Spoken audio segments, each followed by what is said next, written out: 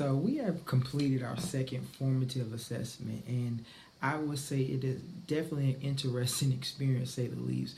I can see the growth that I've made as a principal residency. I am definitely more comfortable in intense situations, partly due to just the hands-on experiences that this residency has provided. There is nothing like on-the-job training and definitely just being thrown into the belly of the beast. Also, in addition to that, the crucial conversations training, the 7 habits of effective people, that training and keeping the main thing. All of those key factors have definitely played a part in shaping my interactions with my teachers and coworkers and being able to stay balanced and to stay grounded. One of the things that I immediately noticed is that although internally I was thinking to myself, wow, uh, this person really kind of throwing me off. There was a couple of times where I saw where I got baited into the conversation, but I quickly remembered, number one, keeping the main thing the main thing. I also remembered that it's better to seek to understand before being understood. And so being able to critically listen to people and listen to the concerns of the scenario without losing my cool, and seeing where, as they were communicating their need, although at times it was not in the most professional manner or in a manner that I would like to, seeing the need and being able to still align what they want with the school vision and keeping things first.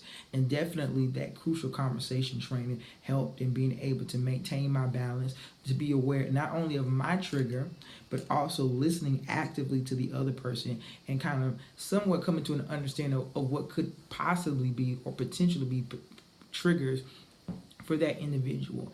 And so all of those things combined definitely help made me more comfortable in this experience. I remember the first experience being overwhelmed and very nervous and not even really making the connections between all of the different scenarios.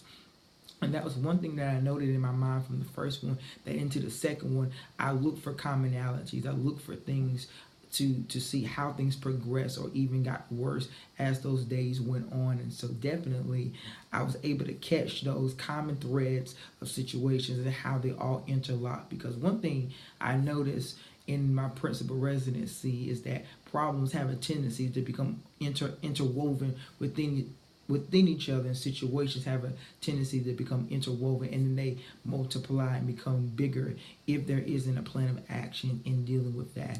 And so I had to challenge my type A personality a bit. I like to do things from top to bottom. I like to do things in a kind of sequential order, but I'm definitely understanding that as a school leader, as an instructional leader, that sometimes situations come up and you have to definitely be out of pocket or be out of order in a sense to address that particular need.